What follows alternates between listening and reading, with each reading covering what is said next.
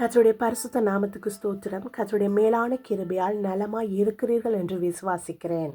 இன்று கிறிஸ்தவர்களுக்கு ஆசீர்வாதம் என்றால் என்ன, அதை யார் கொடுப்பது என்று அறிவதில் சிக்கல் இருக்கிறது.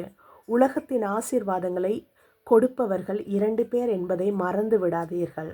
ஒன்று நம்முடைய தேவனாகிய கர்த்தர், மற்றது சாத்தான். உலகத்தில் உள்ளவர்கள் பலர் நிலையில்லாத உலகத்தின் ஆசீர்வாதங்களில் மிதந்து கொண்டிருக்கிறார்கள். அதை நீங்கள் பார்த்து பெருமூச்சு விட்டு கொண்டிருக்கிறீர்கள்.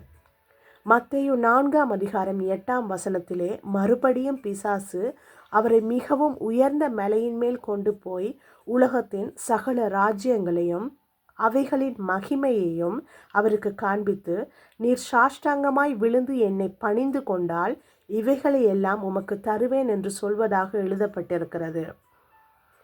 இயேசு கிறிஸ்துவுக்கே உலகத்தின் ராஜ்யங்களையும் மகிமையையும் சாத்தான் தர முற்படும் போது சாதாரண மனிதர்களாகிய நாம் எம்மாத்திரம்? இன்று பலர் சாத்தானை வணங்காமலேயே அவன் தரும் ஆசீர்வாதங்களோடு வாழ்ந்து கொண்டிருக்கிறார்கள்.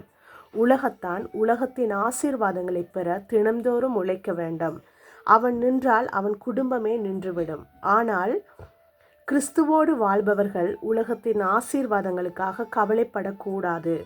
இன்றைய காலத்தில் ஆசீர்வாதங்களை விட குடும்பத்தில் சமாதானம் இருக்கிறதா என்று பாருங்கள். கிறிஸ்துவோடு வாழ்பவர்களுக்கு தங்கள் தேவைகள் அவர்கள் அறியாமலேயே சந்திக்கப்பட்டு கொண்டிருக்கும். 1 தீமோத்தேயு 6:6-10 வரையான வசனங்களில் போதுமென்கிற மனதுடனே கூடிய தேவ பக்தியே மிகுந்த ஆதாயம். உலகத்திலே நாம் ஒன்றும் கொண்டு வந்ததும் இல்லை, இதிலிருந்து நாம் ஒன்று கொண்டு போவதும் இல்லை என்பது நிச்சயம். உண்ணவும் உடுக்கவும் நமக்கு உண்டாயிருந்தால் அது போதுமென்றிருக்க கடவோம்.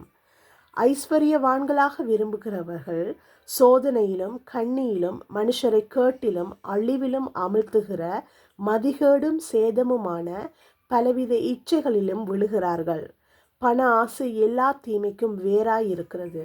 சிலர் அதை இச்சித்து விசுவாசத்தை விட்டு வழுவி அநேக வேதனைகளாலே தங்களை உருவ குத்தி கொண்டிருக்கிறார்கள்.